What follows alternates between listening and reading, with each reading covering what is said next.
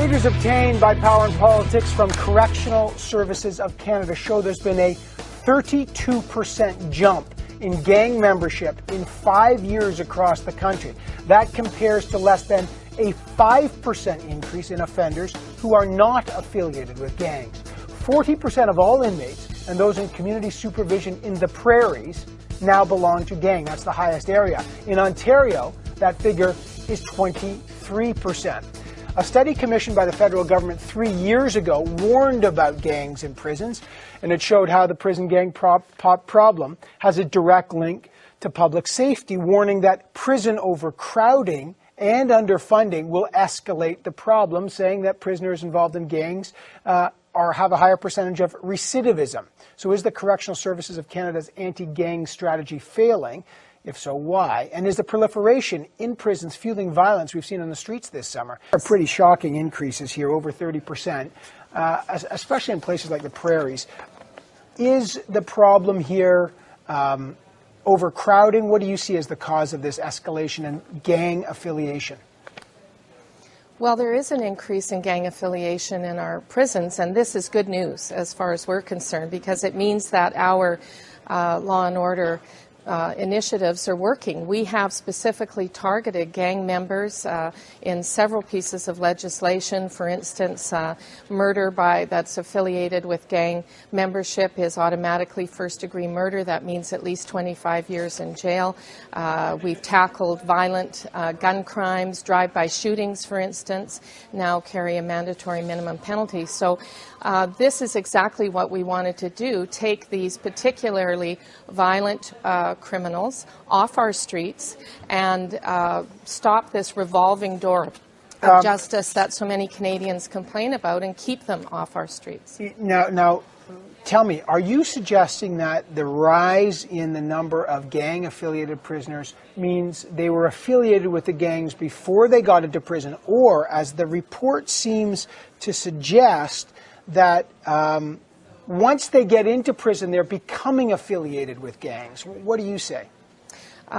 We say that these are individuals who have been associated with gang and gang activity before they go into prison. 43% of those with gang affiliations that are incarcerated are in what could be described as loosely organized street gangs.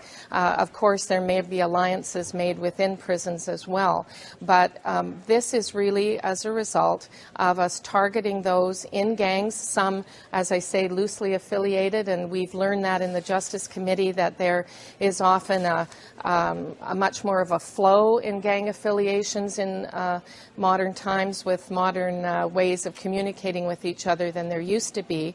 But definitely there is a rise in those with gang affiliations, and we say that's a good thing. Well, Jackie, let me ask you. I'm trying to get, is it just because more gang members are being arrested? Because one of the statistics show that in areas like the prairies, where there's the most overcrowding, the overcrowding is the worst, it's the highest number of gang affiliation. Does that mean, what does that tell you?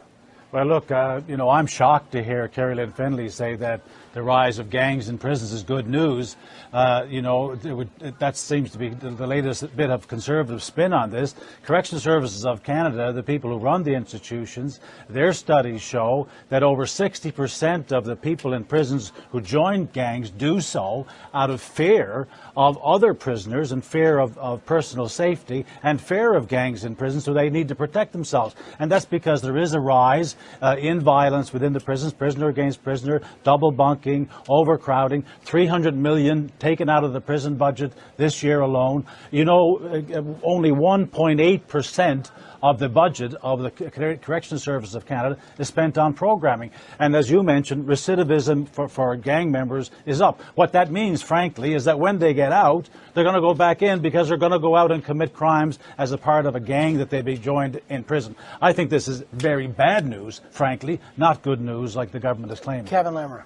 You know, I find it amazing in terms of what Carolyn is saying. If you think it through, what she's trying to say is that, look, we have fewer gangs out on the streets and more of those gang members inside our prisons, and that's the reason why we have this increase. That's not the case. That's not the case. I think that if you check with our professional police associations across the country, you'll find that the gang membership has not been decreasing. There's no evidence demonstrating that that is in fact the case.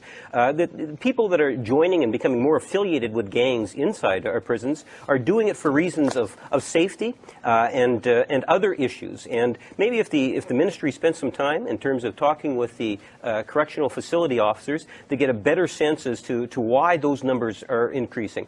The government needs to be concerned about it for the simple reason is it's a safety issue, not only for the prisoners, but also for the guards, the correctional officers, the individuals that have to deal with the issues related to gang activities within the prison. It puts more danger within our prison system, and they should be dealing with those type of statistics and facts.